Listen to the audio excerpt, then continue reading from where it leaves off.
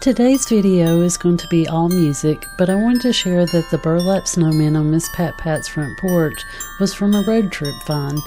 She doesn't remember where she and her husband Doug were or where they were going. It was all about the journey and fun, but she spotted an antique store, so Dougie stopped for her. She has had it for many years, and she shared that for every junk and antique store stop, Doug was allowed to stop at a golf shop. That's what makes for a great marriage, so we hope you enjoy.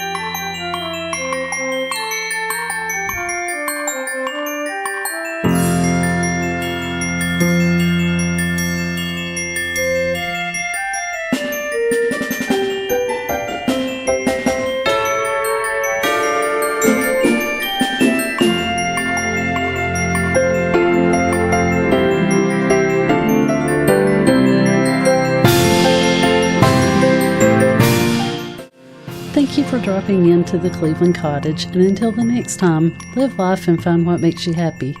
We'll see you the next time. Bye.